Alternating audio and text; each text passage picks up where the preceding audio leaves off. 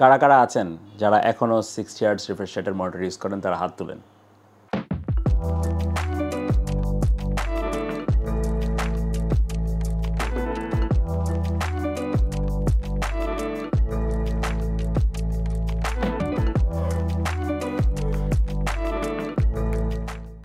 এখন 2024 সাল, সম্ভবত সময় চলে আসছে আরেকটু হায়ার রিফ্রেশ রেটের মনিটর এনজয় করা, এবং এটি খুবই সম্ভব কেননা এখন 100 হার্টসের মনিটরগুলো যথেষ্ট বাজেট ফ্রেন্ডলি রেঞ্জে চলে আসছে।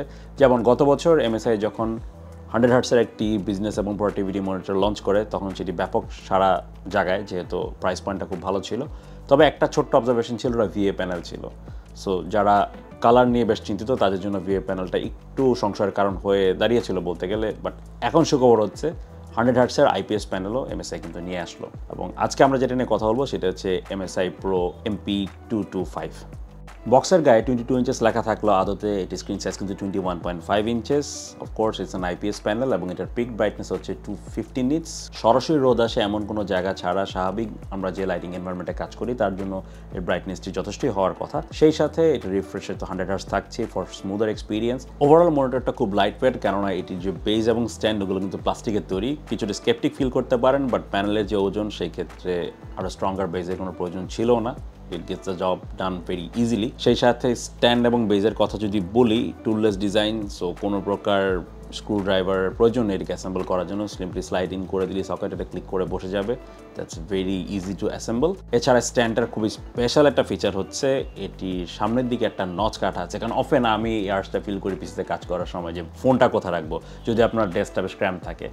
খুব সিম্পলটা টাচ, বাট আমার কাছে মনে এফেক্টিভ। সেই স্ট্যান্ডের সামনে আপনারা ইজিলি ফোনটাকে বসিয়ে দিতে পারবেন এবং you won't even look for other spaces. So that's a very innovative touch, simple yet interesting.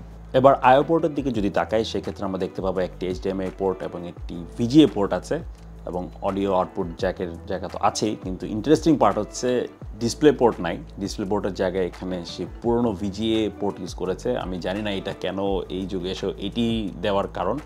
হতে পারে অনেকের বিজনেস অ্যান্ড প্রোডাক্টিভিটি যে পিসিগুলো সেগুলো এখনও অনেক পুরোনো দিনে চলছে, সেই ক্ষেত্রে effective, not a bad choice to be honest. তবে একটা ডিপি থাকলে হয়তো ভালো হতো। তবে এখানে মজার বিষয় হচ্ছে আপনি যদি VGA থেকে আউটপুট নেন সেক্ষেত্রে আপনারা কিন্তু 100 হার্টসের আউটপুটটা পাবেন না। সো সেক্ষেত্রে কানেক্ট করার পর যদি বলেন MSI আমাকে নষ্ট মনিটর দিচ্ছে না, সেটা বলার কোনো সুযোগ নাই। 100 হার্টসের জন্য অবশ্যই আপনাকে HDMI পোর্ট ইউজ করতে হবে। আরেকটি ইম্পর্টেন্ট পয়েন্ট হচ্ছে এটির ক্ষেত্রে কিন্তু VESA মাউন্ট সাপোর্টটি আছে। সো আপনারা যারা মনিটর আর্ম ইউজ করে এটিকে বসাতে চান সেটিও করতে পারবেন। সেক্ষেত্রে এটির বেসিক যে বেসটার লিমিটেড মুভমেন্ট সেটিতে আপনাদের আটকে থাকতে হচ্ছে না, ইউ গেট দ্য ফ্লেক্সিবিলিটি। তো চলুন এবার ইন্টারনাল ফিচার্স নিয়ে কথা বলা যাক। যেহেতু MSI এর বিজনেস এবং প্রোডাক্টিভিটি মনিটর, এক্ষেত্রে MSI বরাবরের মতোই ইউজারদের হেলথ নিয়ে খুব কনসাস তারা সবসময় থাকে। এবারও তাদের যে আই কেয়ার যে টেকনোলজি সেটি এখানে ইউজ করা হচ্ছে, এটা TUV সার্টিফাইড প্যানেল। সেক্ষেত্রে আপনার anti flicker technology, low blue light technology সেটি এখানে দেওয়া আছে, যাতে আপনাদের লঙ্গার আওয়ার কাজ করলে চোখে ফ্যাটিক না হয়। এবং সেই সাথে এটার প্যানেলটা কিন্তু অ্যান্টি গ্লেয়ার্স ও রিফ্লেক্টিভিটি নিয়ে চিন্তা করার কোনো কারণ নেই। সেই সাথে আপনার IQ চেক, এটি আপনারা হয়তো আমাদের আগের কোনো ভিডিওতে দেখেছেন তাদের এই ফিচারটি। সেটি হচ্ছে এক্ষেত্রে আপনার পশ্চার কারেকশন, অ্যামসলার গ্রিড এবং আরেকটি যে ফিচার আছে সেটি দিয়ে আপনি চেক করতে পারবেন যে আপনি কি ফ্যাটিক ফিল করছেন কিনা, আপনার পশ্চার ঠিক আছে কিনা, হুইচ ইজ ভেরি ইম্পর্টেন্ট। কারণ আমরা অফেন এগুলো উপেক্ষা করে থাকি এবং আমাদের অ্যাকচুয়ালি হেলথ এবং আমাদের চোখে সেটা কিন্তু ড্যামেজ হয়, স্পাইনের প্রবলেম হয় ডিউ টু ব্যাড পশ্চার।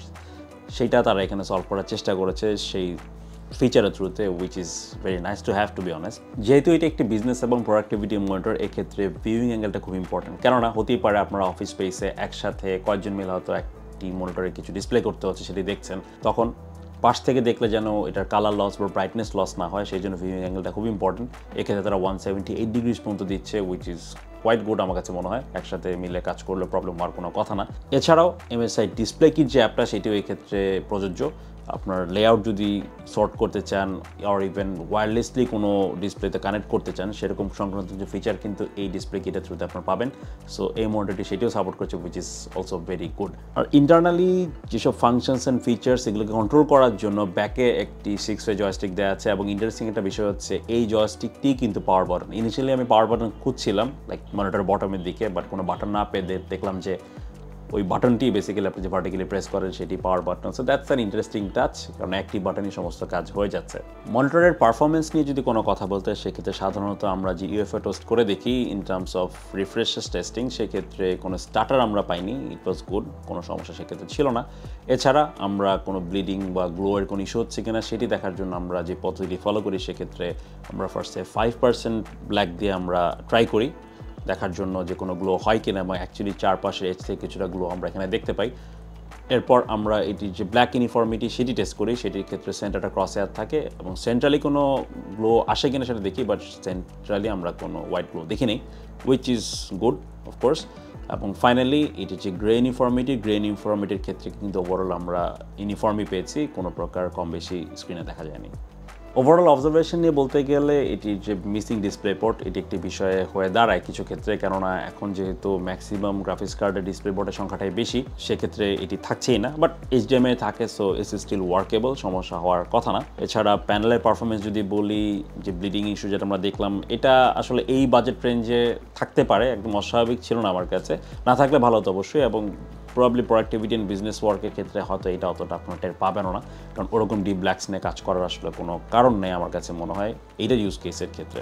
এছাড়া যদি বেজের কথা বলি, হ্যাঁ আপনাদের এখানে টিল ছাড়া আর কোনো ফাংশনালিটি নেই, but then again budget monitor হিসাবে এত এক্সপেন্সিভ কোনো সলিউশনে গেলে ইভেনচুয়ালি এটা হয়তো বাজেটের মধ্যে থাকতোই না। সাধারণত যে 60 হার্টসের মনিটরগুলো চালাই তার থেকে যে 100 হার্টসের যে বেটার স্মুথনেসটা এবং আদার যে হেলথ কেয়ার যে ফিচার্সগুলো আছে সেটির জন্য মনে হয় যে it should not be a bad option. So থাকছে গাইজ এই পর্যন্ত, ইনশাল্লাহ দেখা হবে আবার অন্য কোনো ভিডিওতে অন্য কিছু নিয়ে। ভালো থাকবেন সবাই, আল্লাহ হাফেজ।